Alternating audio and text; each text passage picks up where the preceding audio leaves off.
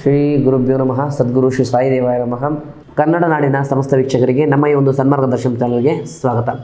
ಇವತ್ತಿನ ಈ ಒಂದು ವಿಡಿಯೋದಲ್ಲಿ ನಾನು ನಿಮಗೆ ಕನ್ಯಾ ರಾಶಿಯ ಜನವರಿ ತಿಂಗಳ ಸಂಪೂರ್ಣ ಮಾಸ ಭವಿಷ್ಯನ ತಿಳಿಸ್ಕೊಡ್ತೇನೆ. ಅದಕ್ಕಿಂತ ಮುಂಚೆ ನಮ್ಮ ಈ ಒಂದು ಚಾನಲ್ನ ಲೈಕ್ ಮಾಡಿ ಮತ್ತು ಸಬ್ಸ್ಕ್ರೈಬ್ ಮಾಡ್ಕೊಳ್ಳಿ. ಈ ಒಂದು ರಾಶಿಯವರಿಗೆ ಗ್ರಹಗಳ ಸಂಚಾರದಿಂದ ಆಗ್ತಕ್ಕಂಥ ಮೂಲ ಬದಲಾವಣೆಗಳೇನು, ಈ ಒಂದು ರಾಶಿಯವರ ವೈಯಕ್ತಿಕ ಜೀವನ ಹೇಗಿರುತ್ತೆ, ಜೊತೆಗೆ ಇವರ ಕುಟುಂಬದ ವಿಚಾರಗಳಾಗ್ಬೋದು, ಇವರ ಗುಣಲಕ್ಷಣಗಳು, ವ್ಯವಹಾರ, ಆರೋಗ್ಯ ಸ್ಥಿತಿ ಮತ್ತು ಮಾಡ್ತಕ್ಕಂಥ ಸಣ್ಣ ಪುಟ್ಟ ಪರಿಹಾರ ಕ್ರಮಗಳಿಂದ ಇವರ ಜೀವನ ಹೇಗೆ ಬದಲಾಗುತ್ತೆ, ಯಾವ ರೀತಿಯಲ್ಲಿ ಸೂಕ್ಷ್ಮವಾದ ಸಮಸ್ಯೆಗಳನ್ನ ಇವರು ಎದುರಿಸಬೇಕಾಗುತ್ತೆ ಅಂತಕ್ಕಂಥದ್ದನ್ನು ಈ ಒಂದು ವಿಡಿಯೋದಲ್ಲಿ ನಾನು ತಮಗೆ ಸಂಪೂರ್ಣ ತಿಳಿಸ್ಕೊಡ್ತೇನೆ. ಮೊದಲನೇದಾಗಿ ವೃತ್ತಿ ಮತ್ತು ವ್ಯವಹಾರದ ನೋಡೋದಾದರೆ, 6ನೇ ಮನೆ ಇರ್ತಕ್ಕಂಥ ಶನಿಯು ನಿಮ್ಮ ಜೀವನದಲ್ಲಿ, ನಿಮ್ಮ ವೃತ್ತಿ ಜೀವನದಲ್ಲಿ ಇರ್ತಕ್ಕಂಥ ಸಮಸ್ಯೆಗಳನ್ನು ಹೋಗಲಾಡಿಸಿ ಉದ್ಯೋಗದಲ್ಲಿ ಬಲವಾದ ಸ್ಥಾನವನ್ನು ನೀಡ್ತಾನೆ. ಹೊಸದಾಗಿ ಕೆಲಸ ಹುಡುಕ್ತಾರೋರಿಗೆ ಅಥವಾ ಇರೋ ಕೆಲಸವನ್ನು ಬದಲಾವಣೆ ಮಾಡಬೇಕು ಅಂತ ಅಂದ್ಕೊಂಡಿರೋ ವ್ಯಕ್ತಿಗಳಿಗೆ ಈ ಒಂದು ತಿಂಗಳು ಉತ್ತಮವಾದ ಅವಕಾಶವನ್ನು ನೀಡುತ್ತೆ. ಜೊತೆಗೆ ಉತ್ತಮವಾದ ಕೆಲಸವನ್ನು ಕೂಡ ನೀಡುವಂಥ ಸಂಭವ ಇದೆ. ಇನ್ನು ವ್ಯವಹಾರದ ವಿಚಾರ ನೋಡಬೇಕು ಅಂತಂದರೆ, ವ್ಯವಹಾರದಲ್ಲಿ ಪಾರ್ಟ್ನರ್ಶಿಪ್ಪಲ್ಲಿ ಯಾವ್ದಾದ್ರು ಕೆಲಸ ಮಾಡ್ತಾಯಿದ್ರೆ, ಪಾರ್ಟ್ನರ್ಶಿಪ್ಪಲ್ಲಿ ಯಾವ್ದು ಬಿಸ್ನೆಸ್ ರನ್ ಮಾಡ್ತಾಯಿದ್ರೆ ಈ ತಿಂಗಳು ಒಳ್ಳೆಯ ಲಾಭವನ್ನು ನೀವು ಕಾಣ್ತೀರಾ. ಜೊತೆಗೆ ಸಪ್ರೇಟಾಗಿ ಓನಾಗಿ ಒಬ್ಬರೇ ಯಾವುದಾದ್ರು ಒಂದು ಬಿಸ್ನೆಸ್ಸನ್ನು ಏಕಾಧಿಪತ್ಯದಲ್ಲಿ ಬಿಸ್ನೆಸ್ ಮಾಡ್ತಾಯಿದ್ರೆ ಅವರು ಕೂಡ ಒಂದು ಒಳ್ಳೆಯ ಲಾಭವನ್ನು ಈ ತಿಂಗಳು ನೀವು ಕಾಣಬಹುದಾಗುತ್ತೆ. ಇನ್ನು ಆರ್ಥಿಕ ಸ್ಥಿತಿ ನೋಡೋದಾದರೆ, ಹಣಕಾಸಿನ ವಿಚಾರದಲ್ಲಿ ಯಾವುದೇ ರೀತಿಯಾದಂಥ ದಿಢೀರ್ ನಿರ್ಧಾರಗಳು ಬೇಡ ಅಂತ ಹೇಳಲಿಕ್ಕೆ ಬಯಸ್ತೇನೆ. ಈ ನಿರ್ಧಾರದಿಂದ ನಿಮಗೆ ಆಗುವಂಥ ಲಾಸಸ್ಗಳು ಹೆಚ್ಚಾಗಿ ಇರುವಂಥ ಸಂಭವದಿಂದ ಒಂದು ನಿರ್ಧಾರಗಳು ಬೇಡ. ಯಾವುದೇ ರೀತಿಯಾದಂತಹ ಷೇರು ಮಾರ್ಕೆಟಲ್ಲಿ ಹೂಡಿಕೆ ಮಾಡೋದಾಗ್ಬೋದು ಅಥವಾ ಇನ್ವೆಸ್ಟ್ಮೆಂಟ್ಗಳು ಮಾಡೋದಾಗ್ಬೋದು, ಬಾಂಡ್ಸ್ಗಳು ತೊಗೊಳ್ಳೋದಾಗ್ಬೋದು, ಈ ತಿಂಗಳು ಮಾಡಲಿಕ್ಕೆ ಹೋಗ್ಬಿಡಿ. ಅದನ್ನು ಸ್ವಲ್ಪ ಲಾಸಸ್ಸನ್ನು ನೀವು ಕಾಣ್ತೀರ. ಜೊತೆಗೆ ಆಸ್ತಿ ಖರೀದಿಯ ವಿಚಾರದಲ್ಲೂ ಕೂಡ ಮೋಸ ಹೋಗುವಂಥ ಸಂಭವ ಈ ತಿಂಗಳು ನಿಮಗೆ ಹೆಚ್ಚಾಗಿದೆ. ಹಾಗಾಗಿ ಈ ತಿಂಗಳು ಯಾವುದೇ ಇನ್ವೆಸ್ಟ್ಮೆಂಟ್ಗಳಾಗ್ಬೋದು, ಲಾಭದಾಯಕ ವಿಚಾರಗಳು ಅಂತ ನೀವೇನು ಗಮನಿಸ್ಕೊಂಡು ಮಾಡ್ತೀರೋ ಅದು ವಿಚಾರಗಳು ಬೇಡ ಅಂತ ಹೇಳಲಿಕ್ಕೆ ಬಯಸ್ತೇನೆ.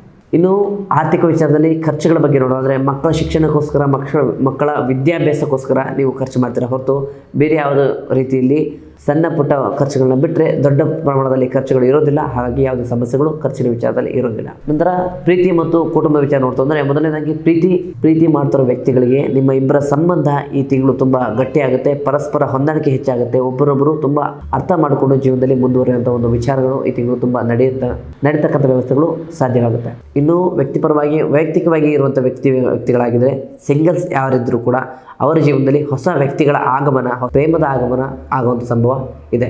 ಇನ್ನು ಪ್ರೀತಿ ವಿಚಾರದಲ್ಲಿ ದಾಂಪತ್ಯದಲ್ಲಿ ಇರ್ತಕ್ಕಂಥ ವ್ಯಕ್ತಿಗಳ ಬಗ್ಗೆ ಹೇಳೋದಾದರೆ, ನಿಮ್ಮ ಒಂದು ಹೆಚ್ಚಿನ ಸಮಯವನ್ನು ನಿಮ್ಮ ಕುಟುಂಬದ ಜೊತೆಗೆ ಕಳೀತೀರಾ. ಜೊತೆಗೆ ನಿಮ್ಮ ಒಂದು ಮಕ್ಕಳು ಮತ್ತು ನಿಮ್ಮ ಮಡದಿಯರ ಜೊತೆಗೆ ನೀವು ಹೆಚ್ಚಿನ ಕಾಲ ಕಳೆಯೋದ್ರಿಂದ ಹಳೆಯ ಭಿನ್ನಾಭಿಪ್ರಾಯಗಳು, ಹಳೆಯ ಒಂದು ಮನಸ್ಸುಗಳು ಈ ತಿಂಗಳು ನಿಮ್ಮದು ನಿವಾರಣೆ ಆಗುತ್ತೆ ಅಂತ ಹೇಳ್ಬೋದಾಗುತ್ತೆ. ಇನ್ನು ಕುಟುಂಬದ ವಿಚಾರಕ್ಕೆ ಬಂತು ಅಂತಂದರೆ, ಇನ್ನು 8ನೇ ಮನೆಯಲ್ಲಿ ಗುರು ಇರೋದ್ರಿಂದ ಅನಿರೀಕ್ಷಿತ ದುಡ್ಡಿನ ಬಗ್ಗೆನೇ ಮನೆಯಲ್ಲಿ ಅತಿಯಾದ ಒಂದು ಆಲೋಚನೆಗಳು, ಅತಿಯಾದ ಮಾತುಕತೆಗಳು ನಡೀತಾ ಇರುತ್ತೆ. ಮನೆಯಲ್ಲಿ ಹಿರಿಯರ ಸಮ್ಮುಖದಲ್ಲಿ, ಕುಟುಂಬದಲ್ಲಿ ಇರ್ತಕ್ಕಂಥ ಸಣ್ಣ ಪುಟ್ಟ ಸಮಸ್ಯೆಗಳನ್ನು ಹಿರಿಯರ ಸಮ್ಮುಖದಲ್ಲೇ ಬಗೆಹರಿಸ್ಕೊಳ್ಳೋದು ಬಹಳ ಒಳ್ಳೆಯದಾಗುತ್ತೆ. ನಂತರ ಆರೋಗ್ಯದ ವಿಚಾರ ನೋಡಬೇಕು ಅಂದರೆ, ಆರೋಗ್ಯದ ವಿಚಾರದಲ್ಲಿ ಮನೆಯಲ್ಲಿ ಇರ್ತಕ್ಕಂಥ ಯಾವುದೇ ವ್ಯಕ್ತಿಗಳಿಗೆ ಮೂಲ ಸಮಸ್ಯೆ ಇಲ್ಲ ಅಂದರೂ ಕೂಡ ನಿಮ್ಮ ಕುಟುಂಬಕ್ಕೆ ಸಂಬಂಧಪಟ್ಟಂಥ ವ್ಯಕ್ತಿಗಳಿಗೆ ಆರೋಗ್ಯ ಸಮಸ್ಯೆಗಳಾಗಿ ಅದು ನಿಮಗೆ ಒಂದು ರೀತಿಯಲ್ಲಿ ಮಾನಸಿಕ ಒತ್ತಡವನ್ನು ತಂದುಕೊಡುತ್ತೆ.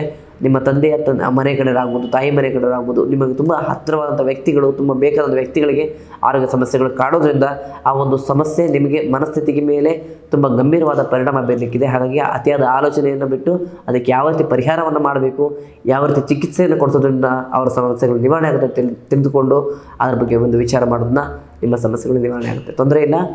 ನಂತರ ಈ ಒಂದು ರಾಶಿಯವರಿಗೆ ಸುಲಭ ಪರಿಹಾರ ಮಾರ್ಗಗಳು ಏನಪ್ಪ ಅಂತಂದರೆ, ವಿಷ್ಣು ದೇವಾಲಯಕ್ಕೆ ಭೇಟಿ ನೀಡಿ ತುಳಸಿಯನ್ನು ಸಮರ್ಪಿಸಿ ಅರ್ಚನೆಯನ್ನು ಮಾಡಿಸ್ಕೊಂಡು ಬರೋದು ತುಂಬ ಒಳ್ಳೆಯದಾಗುತ್ತೆ. ಜೊತೆಗೆ ಪ್ರತಿ ಗುರುವಾರ ರಾಯರ ದರ್ಶನವನ್ನು ನೀವು ತಪ್ಪದೇ ಮಾಡೋದು ನಿಮ್ಮ ಒಂದು ಜೀವನಕ್ಕೆ ಅತ್ಯಂತ ಶುಭಕರ. ಜೊತೆಗೆ ನಿಮ್ಮ ರಾಶಿಯ ಅಧಿಪತಿ ಬುಧ ಆಗಿರೋದ್ರಿಂದ ಪ್ರತಿ ಬುಧವಾರ ನೀವು ಗಣೇಶನಿಗೆ ಒಂದು ಅರ್ಘ್ಯವನ್ನು ಅಥವಾ ಒಂದು ಗರಿಕೆಯನ್ನು ಸಮರ್ಪಿಸೋದು ತುಂಬ ಒಳ್ಳೆಯದಾಗುತ್ತೆ.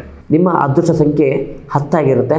ಈ 10ನ ನಂಬರಿಂದ ನಿಮ್ಮ ಜೀವನವು ಸಂಪೂರ್ಣವಾಗಿ ಬದಲಾಗುತ್ತೆ. ಒಟ್ಟಾರೆಯಾಗಿ ಇದಾಗಿತ್ತು ಕನ್ಯಾ ರಾಶಿಯವರ ಜನವರಿ ತಿಂಗಳ ಸಂಪೂರ್ಣ ಮಾಸ ಭವಿಷ್ಯ. ಹೆಚ್ಚಿನ ಮಾಹಿತಿಗಾಗಿ ನಮ್ಮ ವಿಡಿಯೋ ನೋಡ್ತಾ ಇರಿ. ಮುಂದಿನ ವಿಡಿಯೋದಲ್ಲಿ ಸಿಗೋಣ. ಧನ್ಯವಾದಗಳು.